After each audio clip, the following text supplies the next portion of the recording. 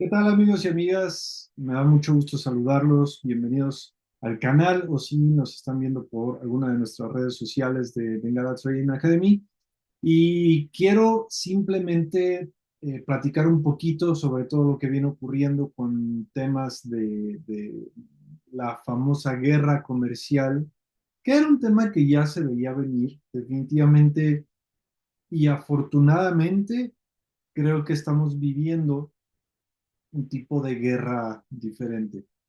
En lugar de ser conflictos armados, ahora son conflictos económicos, buscando una hegemonía comercial. Y bueno, es más interesante hablar de algo así que del tipo de situaciones que lamentablemente hemos vivido a lo largo de la historia de la humanidad.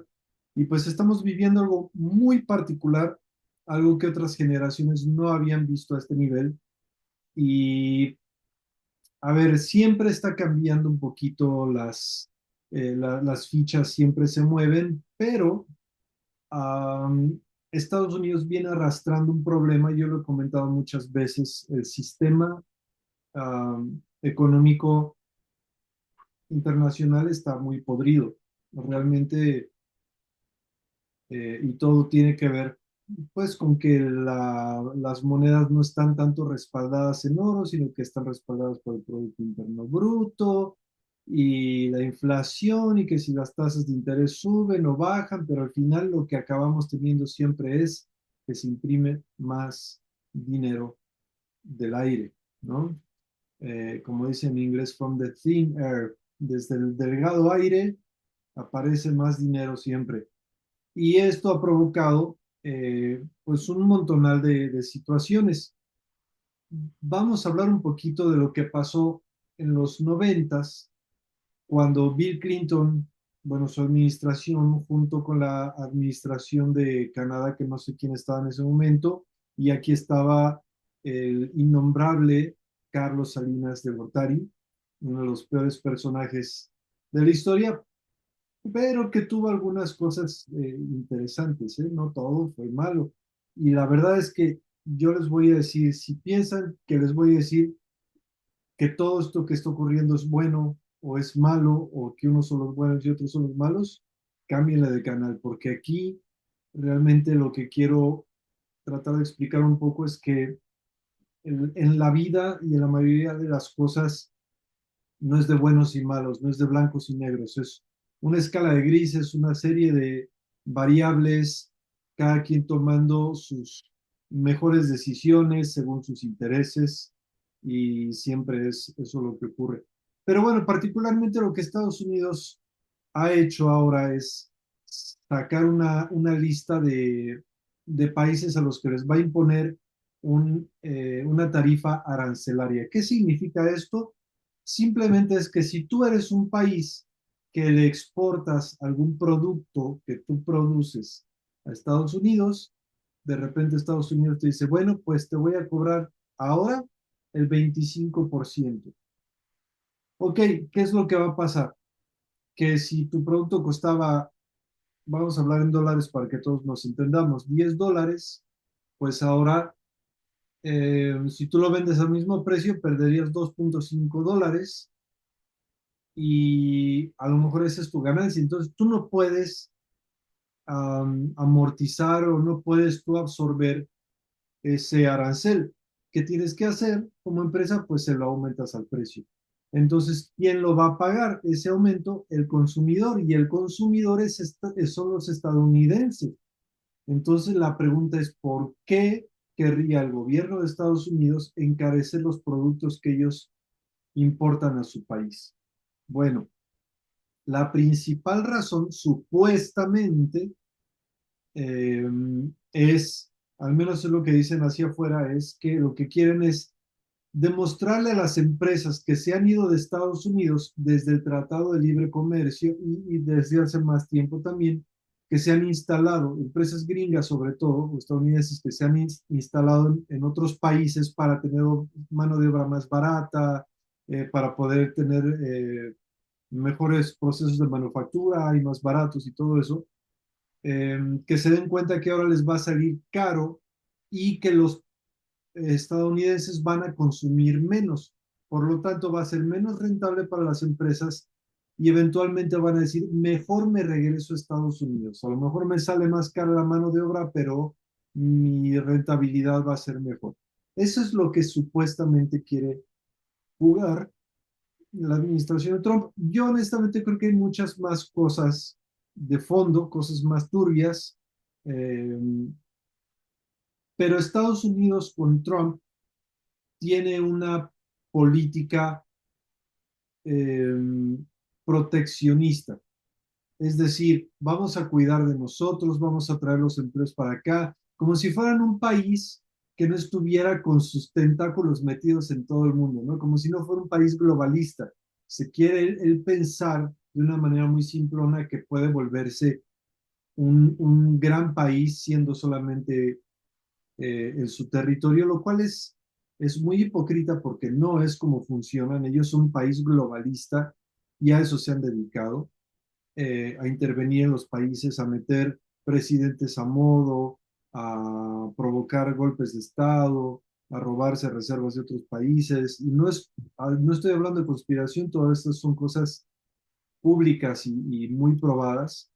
Eh, pero bueno, esa es la carta que está jugando, seguramente más cosas de fondo, y él quiere arreglar con medidas muy extremas problemas muy añejos. Y yo creo que es imposible que problemas que fuiste creando por décadas y décadas lo quieras arreglar de un solo tap. Va a provocar problemas a los ciudadanos estadounidenses y no le importa. Sin embargo, hay reportes que demuestran que ha mejorado la tasa de empleo recientemente.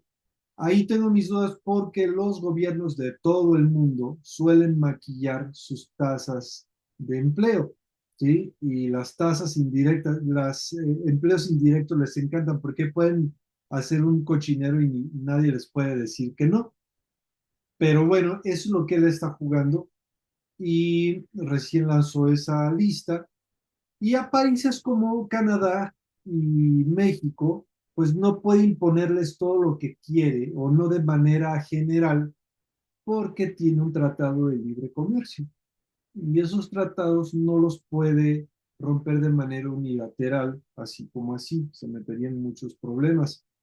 Porque el Tratado de Libre Comercio no es nada más de comercio de bienes, o sea, habla de una integración económica que implica cosas como yo dejo de producir esto para que lo produzcas tú y me lo vendas, mientras tú vas a dejar de producir esto otro para que yo lo produzca y yo te lo venda. Y entonces es como en cierta manera una economía de tres países. Por eso es la economía de este tridente norteamericano es algo muy importante.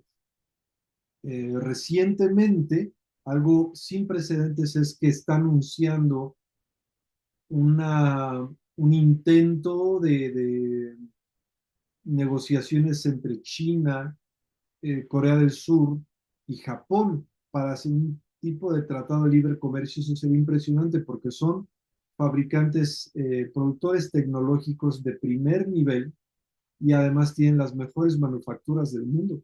Sería impresionante lo que podrían hacer juntos y nunca había sonado algo así. Y por otro lado tienes a Rusia y por otro lado tienes a, a la Unión Europea que ha jugado de títere un poco de Estados Unidos y ya se dieron cuenta.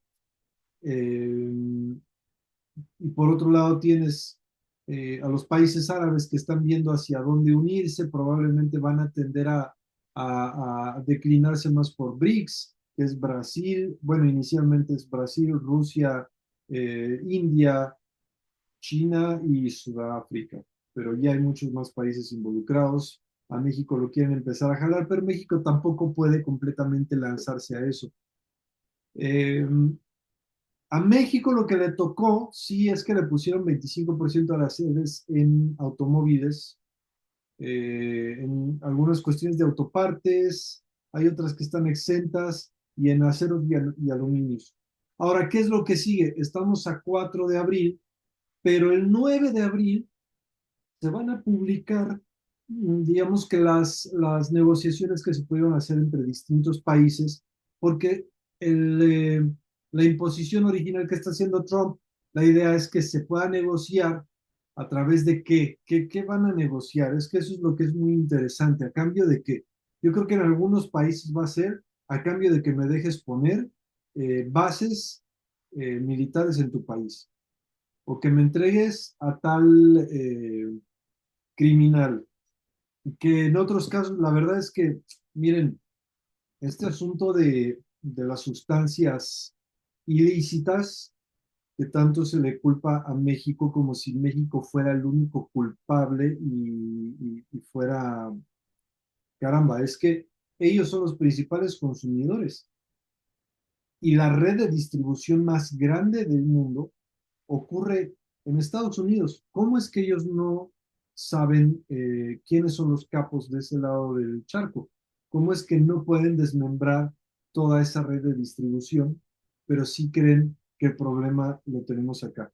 Aquí en México no hay ningún presidente que vaya a poder resolver esto mientras siga siendo, mientras estén las condiciones así. Créanme, ni Bukele,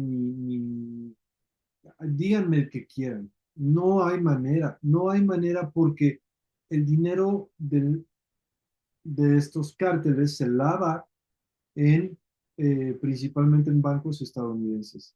Y la DEA está involucrada, o sea, las agencias que tienen que ver con ese tipo de cosas de Estados Unidos están involucrados, saben todo lo que ocurre.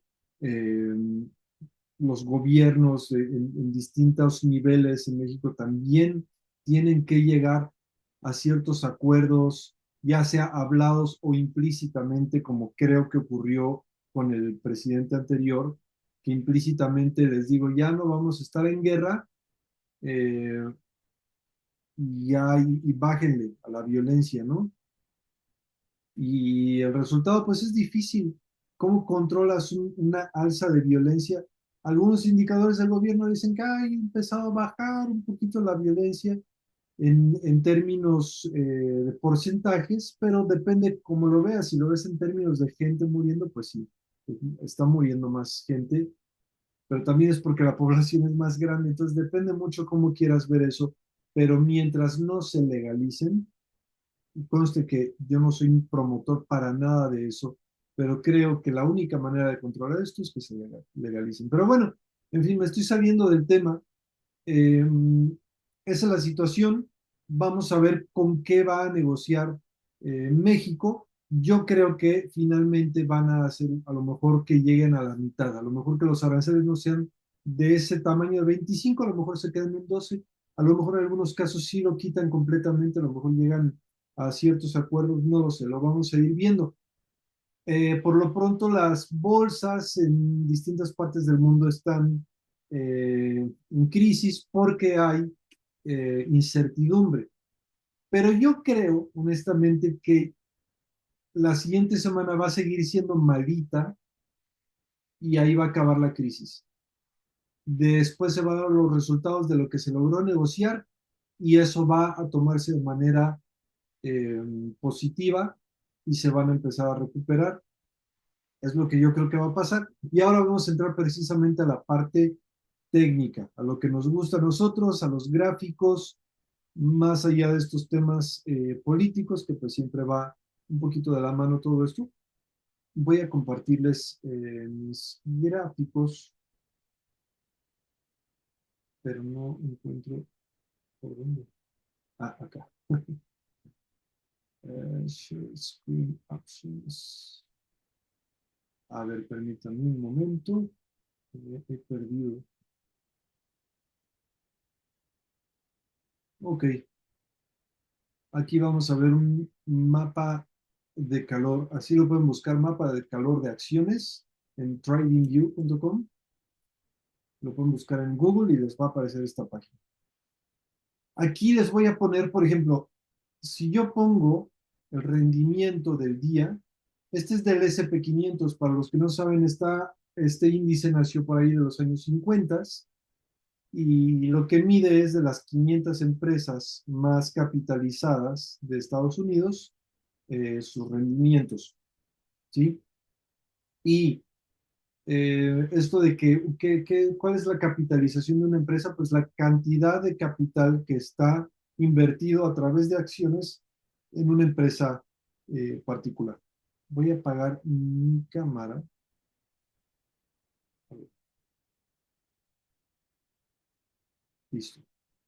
Y ahora volvemos aquí. Y entonces yo aquí puedo ver, por ejemplo, el día de hoy, aquí pueden ver todas las empresas y según el cuadrito, el tamaño del cuadrito, pues es la capitalización. Entonces, Microsoft, Google, Apple, Nvidia, Meta, Amazon son enormes y de ahí pueden ir viendo todas las demás, están más pequeñitas, ¿no? Esto que están viendo aquí es de cómo terminó este viernes.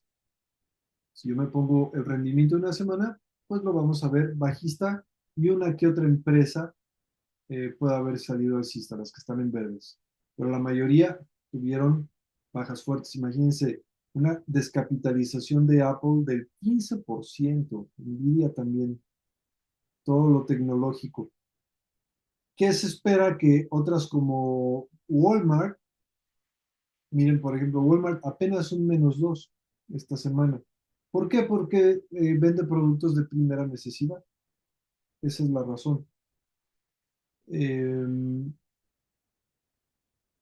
Aquí podemos ver Visa, Tesla. Pues yo creo que la parte tecnológica es la que se lleva la peor parte y ahorita vamos a ver otro índice, pero esto es en una semana. Vamos a ver en un mes, que ha sido bajista también. Pues muy similar, bueno, un poquito más, pero aquí podemos ver que los últimos días fueron los más duros. Y si nos vamos a 3 meses, por ejemplo, aquí empezamos a ver un comportamiento diferente. Había algunas que sí tenían beneficios a 6 meses también, pero las grandes de todas formas han ido mal. Esto es, este que les voy a poner es de el último año, desde enero hacia acá, pérdidas.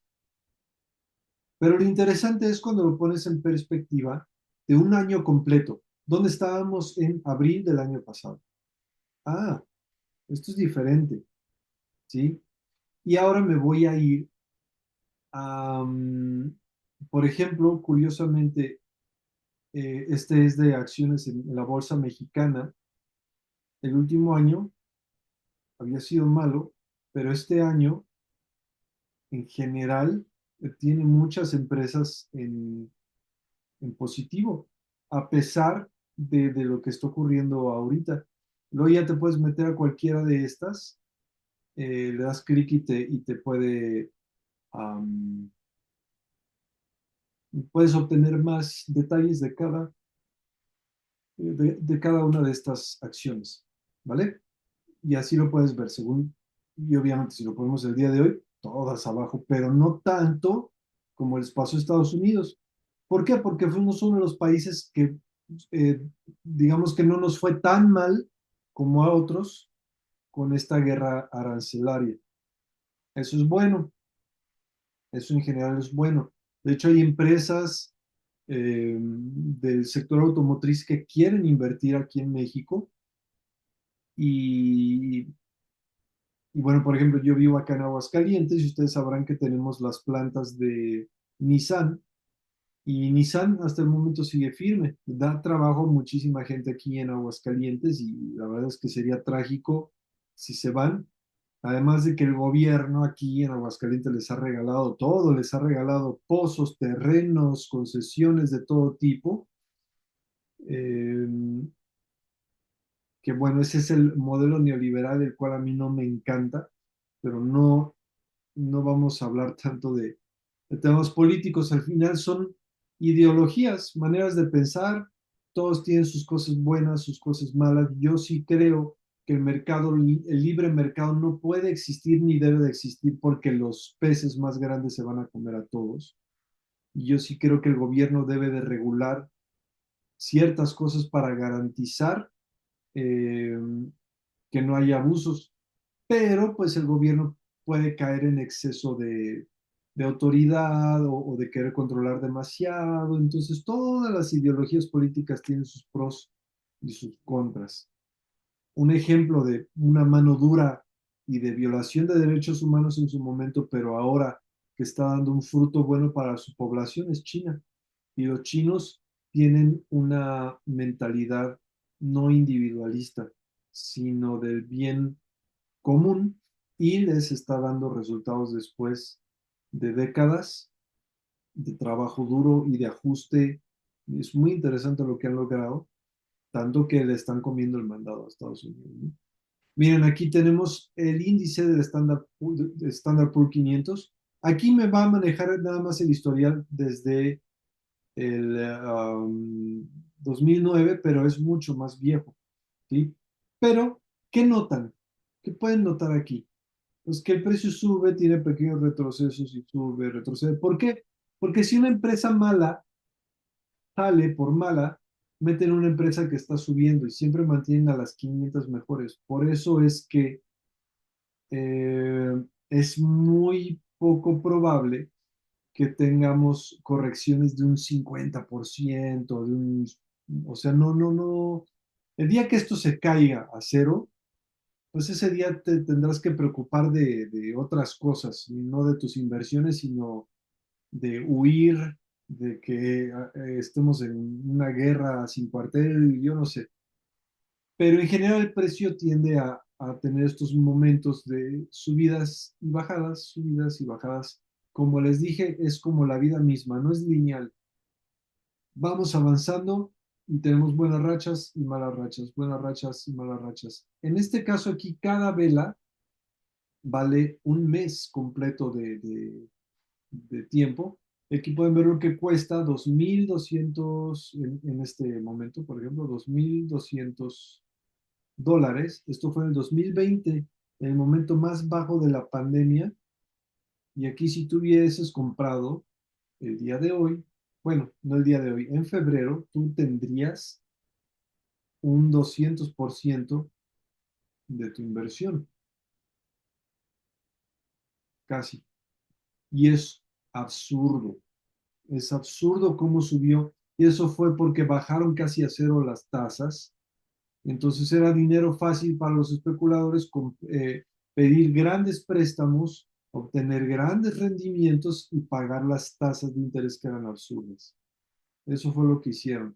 Luego en 2021 vino otro retroceso muy calculado, muy tranquilo y otra vez para arriba. Y aquí estamos viviendo algo muy similar a lo de la pandemia. Les voy a poner un ejemplo. Si tú mides desde aquí con la reglita hasta acá abajo, pues vas a ver que hubo un retroceso de un 36%. Lo que estamos viendo el día de hoy, desde el punto más alto hasta el día de hoy, es un 18%. Tampoco es lo de la pandemia, porque algunos están diciendo que es como la pandemia 2.0 y no es cierto. Tendríamos que ir mucho más abajo, como por acá, apenas para llegar a eso que ocurrió en la pandemia. Ahora, yo creo que todavía no ha acabado de bajar. Podría ser, yo estoy viendo esta pequeña línea de tendencia, yo estoy viendo el pánico que hay en el mercado y yo lo que pienso es que cuando rompa va a haber un pánico extremo y van a empezar a querer vender todo y aquí van a encontrar órdenes de compra de los grandes fondos de inversión. Ahí vamos a ver a BlackRock, vamos a ver a bancos y sus divisiones de inversión y todo. Aquí se van a posicionar. Si no es que ya están entrando aquí con algo, comprando, se van a posicionar aquí abajo. Y luego no sé si vayamos a llegar nuevamente a máximos, pero eh, digamos que sí es posible, sí es posible. Esto ocurrió en tiempo de Donald Trump, si no mal recuerdo, fue previo a, sí, 2018. Él provocó esta bajada y después esta subida. Entonces, ojo, porque no me sorprendería que después de esta bajada volvamos a tener, porque al final él lo que quiere es bajar los precios, quiere quebrar la bolsa porque él y sus amigos van a estar comprando aquí abajo. Y esto es con lo que yo quisiera, eh, ojalá les pudiera yo transmitir esto en los momentos de máxima crisis y de miedo es donde muchos hacen mucho dinero. Cuando tú tienes dinero que te sobra para poder invertir de manera inteligente, puedes provocarte grandes ganancias. ¿Qué es lo que creo que va a pasar? Que eh, yo creo que se va a provocar una situación en la que los consumidores estadounidenses van a dejar de consumir porque va a estar muy caro y van a tener muchos créditos y entonces van a obligar a la Reserva Federal a bajar las tasas. Cuando bajen las tasas, esto va a empezar a subir como la espuma otra vez. Ahora, algo muy interesante es el Bitcoin. Vean la diferencia que en estos días ha bajado muy poquito. Sí es verdad que ha retrocedido desde acá, bueno, hasta acá abajo sí hizo un 30%, actualmente ya no me siguen 23%, no está nada mal para lo volátil que puede ser el mercado. Yo creo que vamos a ver pronto el precio por acá en los 90,000, por encima de estos dos picos. Estoy brincando un poquito entre temporalidades en el gráfico, pero me llama la atención que no se cayó como se cayeron otros sectores, y eso tiene que ver con que la gente ya está más educada y la gente que invierte en cripto decide mantenerse, porque además ese dinero, esos tokens los tienes en tu custodia y nadie te los puede quitar. Entonces, va a ser muy interesante. Eh, el Nasdaq 100, el Nasdaq, es lo mismo que el S&P 500, pero de empresas de tecnología. Entonces, pues está sufriendo la misma situación y yo también creo que debería bajar un poquito más. Yo creo que va a pasar algo así. Creo que puede tener un pequeño retroceso y otro bajo, y por ahí del 9 de abril vamos a comenzar a ver un repunte. No sé si vamos a ver nuevos máximos históricos todavía, pero sí creo que debería de rebalancearse entre este alto y este bajo, llegar a un punto de equilibrio, un punto medio. A lo mejor un 50% de la bajada, alguna cosa así. Es lo que creo que puede venir en el precio. Y bueno, por otro lado tenemos el índice del dólar, ciertamente viene bajando también, pero por ejemplo, así como tuvo una bajada fuertísima que la aprovechamos súper bien, está teniendo una recuperación muy notable en estos días y me da la impresión que se puede empezar a dar la vuelta hacia estas zonas de acá. Ya veremos, es muy pronto para considerarlo, pero como pueden ver, esta flecha yo se las dibujé mucho antes de todo este conflicto, ya teníamos nosotros la noción de que el primer trimestre de este año iba a ser bajista, y así fue en el dólar. Por eso ustedes vieron en mis historias que estuve constantemente mencionando compras en el euro dólar. Venimos comprando el euro dólar desde acá, desde estos bajos, venimos comprando, venimos a comprar por acá, compras, compras, compras, y nuevamente acá descansamos, venimos y otra vez empezamos a buscar compras y nos llevamos todo esto hasta acá. Y algunos alumnos, yo terminé aquí mi tarea, ¿no? Algunos alumnos todavía agarraron y empezaron a vender, por ahí les comenté que esta zona podría ser buena para vender, y comenzaron a vender euro dólar. Y vamos a ver, a mí me da la impresión que ya se acabó la subida, tal vez podamos ver algo así, empiece el precio a hacer esto. Porque muchos piensan que esto es un soporte, resistencia y ese tipo de conceptos muy chartistas del siglo pasado, y lo más probable es que el precio más bien vaya a buscar todas las zonas pendientes que tiene, que dejó en toda esta subida. Pero ya iremos viendo cómo se comporta el mercado. El dólar contra el peso había tenido un muy buen desempeño el día de ayer, lo que fue el martes, miércoles, jueves. Yo había comentado en un podcast en el que estuve que esperaba precisamente que el precio bajara por debajo de los 20, 19. De hecho, yo pensaba en los 19.50. Ahorita ya lo veo difícil. Yo creo que va otra vez para arriba. Hay unos que quieren verlo en 25, nada más porque odian al gobierno y quieren que le vaya mal al país. Pero la verdad es que yo he comentado que la zona entre los 19.50 y 21 es una zona en la que el precio se va a sentir bien, sobre todo porque es el peso mexicano contra el dólar, es una moneda que tiene eh, pues muchísimo comercio orgánico por la relación comercial que tenemos con Estados Unidos tan cercana. Entonces yo creo que ahí se va a mantener el euro, el dólar contra el peso mexicano. También el dólar canadiense está haciendo unos movimientos fuertes el día de ayer y el día de hoy.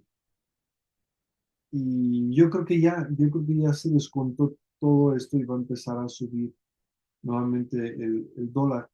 ¿Por qué? Por un montón de circunstancias, pero el dólar se vuelve un refugio. Es curioso ver que, por ejemplo, el oro ya comenzó a tener movimientos muy bajistas estos días, de estar en 3.170, 3.100, a 3.000.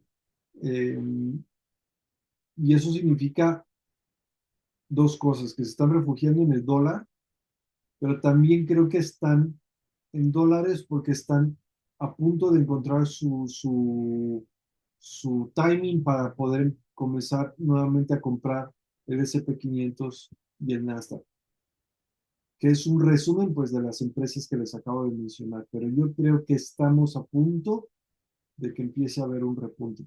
Por eso creo que está el mercado de esta forma. Lo voy a volver a decir, yo no soy economista, yo soy un analista técnico, es decir, que yo interpreto a través de los gráficos el comportamiento, la acción del precio, y sobre eso trato de sacar mis conclusiones y me invento mis historias como les estoy contando lo que yo creo que puede estar ocurriendo en el mercado, pero al final no me caso con una idea porque yo tengo una ventaja que al no comprar físicamente estos instrumentos, yo por ejemplo les voy a enseñar, um, yo empecé a comprar acá, más o menos, ¿sí? Pues ahí está dibujado. Yo empecé a comprar a esta altura, aquí, empecé a comprar el euro dólar, y si me equivoco y el precio se va en mi contra, a mí me saca apenas una mínima pérdida aquí abajito y ya. Y después vuelvo a buscar otra entrada. Y ya obtuve todas mis ganancias acá arriba, yo me salí con mis ganancias y punto. Y ya no me importa si sube o baja. Entonces, esa es la ventaja que tiene el trading, que no tienes que estar comprometido demasiado tiempo con tus inversiones. Entonces, nada, quería compartirles esto, espero que les haya servido, que les haya ayudado a entender un poquito más. Tiene muchas variables, puede desencadenarse de muchas maneras, puede incluso venir una recesión económica en Estados Unidos, pero creo que en el fondo no es tan malo y es necesario que ocurra este tipo de situaciones porque tampoco puedes estar manteniendo una situación tan artificial como lo ocurre con Estados Unidos y en general con el dinero fiduciario. ¿Por qué a todos nos afecta lo que pasa en Estados Unidos? Bueno, porque la mayoría de los países tenemos reservas en dólares. Y eso es terrible porque si tú tienes reservas en un papel moneda del que tú ni siquiera puedes decidir sus políticas monetarias, sino que lo decide Estados Unidos, imprimen dinero cuando quieren y bajan las tasas, y, lo cual significa imprimir más dinero, entonces tus reservas pues pierden valor también. Entonces a todos nos afecta pues precisamente porque el dólar ha sido la única moneda hegemónica por muchísimos años. Y eso no es sostenible en el tiempo. Yo creo que estamos viendo el final de la era dorada del dólar desde hace tiempo. Lo han logrado alargar, pero Arabia ya les va a empezar a dar la espalda con el petrodólar. Ya tenemos el BRICS, ya tenemos una posible tratado de libre comercio en Asia con estos tres países de China, Japón y Corea del Sur. Se va a fortalecer, creo yo, que el Tratado de Libre Comercio aquí en Norteamérica. Eh, Vamos a ver qué pasa con Sudamérica. Se van a aliar al BRICS muy probablemente, siguiendo a Brasil. Y entonces creo que vamos a tener un mundo tripolar o multipolar y creo que eso no es malo. Yo creo que lo que no era correcto era lo que venía haciendo Estados Unidos de amenazar todo el tiempo a los países para sus propios beneficios. Incluso yo creo que lo que es Estados Unidos fue un camuflaje de lo que venía siendo el imperio británico y que la libra esterlina era la moneda mundial y se trajeron mucha de su política y sus maneras de gobernar a Estados Unidos, porque los colonizadores pues eran ingleses, ¿no? Entonces, creo que estamos viendo el fin de esa era, pero yo espero que ocurra de manera muy paulatina, que no ocurra de golpe, que no se caiga la economía de golpe, sino que ocurra de manera paulatina. Y lo que no tenemos es una moneda alternativa todavía, además del Bitcoin. ¿Será el Bitcoin la moneda universal? Una moneda que no controle su emisión ningún país, muy difícil. Por eso a los gobiernos no les gusta el Bitcoin, no porque no sea bueno, sino porque no lo podrían controlar. ¿Van a venir monedas digitales de los gobiernos? ¿Quién sabe? Yo lo que sí veo es que cada vez nos empujan más a digitalizar nuestros datos, a digitalizar nuestros pagos, a digitalizar nuestro comportamiento para que nos puedan controlar mejor. Creo que vamos hacia allá. En el corto plazo, bueno, yo creo que es como aquella alegoría de las ranitas que están en una olla con agua y le prenden y se sienten muy a gusto y no se dan cuenta en qué momento ya se cocinaron, porque es muy poco a poco, y así nos hacen a los ciudadanos y, y es muy difícil luchar contra un sistema. Son demasiado voraces y bueno, un pueblo informado tiene mejores oportunidades. eh, Así que bueno, estaremos viendo. Gracias por escucharme, gracias por compartir la información conmigo y bueno, pues nos estamos viendo. Ya saben dónde pueden encontrar recursos sobre trading. Ya saben que yo tengo una academia que me dedico a eso. Ya tengo 5 años con la academia, muy contento, viendo resultados en los alumnos. Es difícil, no es una carrera para todos. Eh, Hay personas que les cuesta más. Mucho tiene que ver con ciertas cuestiones psicológicas de cómo enfrentar el mercado. Y en la medida que uno va pudiendo pulir esos detalles, se vuelve uno mucho mejor. Si te dan muchos nervios estas cosas, si eres una persona impaciente, si no te gusta ahorrar, si no te gusta invertir, definitivamente esto no es para ti. Pero la verdad es que es una profesión súper apasionante, súper interesante. Y bueno, pues eso es todo. Que esté muy bien. Nos vemos la próxima. Chao.